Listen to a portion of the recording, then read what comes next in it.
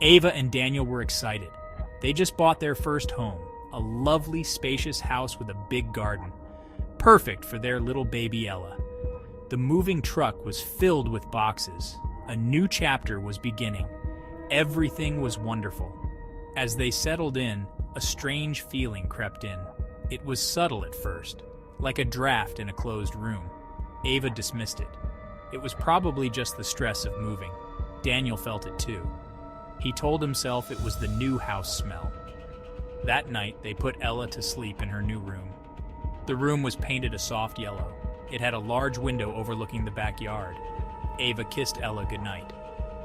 She switched on the baby monitor. They left the door slightly ajar. The first night was the worst. Neither Ava nor Daniel slept well.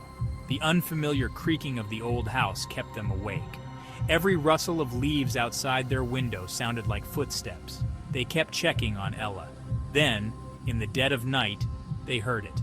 A faint melody coming from the baby monitor. It was a lullaby. Ava's heart pounded. She had not been singing to Ella. Daniel reassured her it was probably just static, old houses and their quirks. But his voice wavered. He couldn't shake off the feeling of unease either. The lullaby was faint but distinct and utterly unfamiliar. The next day, they were both exhausted, but they convinced themselves it was just their imaginations. The lullaby became a shared secret, unspoken. They tried to ignore it. As the days turned into weeks, strange things began happening.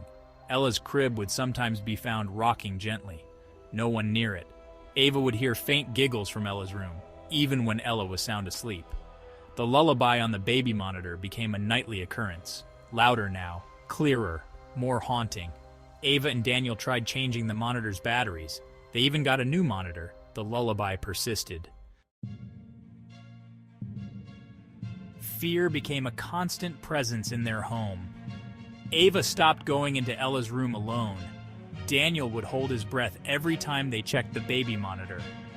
One night, a violent gust of wind rattled the windows. The power flickered. The lullaby on the baby monitor reached a crescendo. A cold dread gripped Ava's heart. She ran to Ella's room, Daniel right behind her. The crib was rocking violently, back and forth, faster and faster.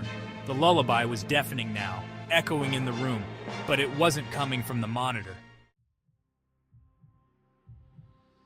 As Ava watched in horror, a figure began to materialize beside Ella's crib. It shimmered, translucent, like heat rising from a fire. It was a woman. Her face was obscured by shadows, but Ava could feel her eyes fixed on her. The woman reached down and picked up Ella. Ella giggled and reached for the woman's face. Ava wanted to scream, but no sound came out. The lullaby continued, now a chilling duet between the woman and the monitor. "She's mine," the woman whispered, her voice like wind chimes. Then, as quickly as she appeared, she vanished. Ella was gone with her. The lullaby abruptly stopped. Silence descended, heavy and absolute. The room was empty. The crib stood motionless. Ella was gone. Ava crumpled to the floor, the echo of the lullaby still ringing in her ears. Daniel frantically searched the room, the house, the garden. There was no trace of Ella, the woman, or the lullaby. They never found Ella. The police came, investigated, and left, shaking their heads.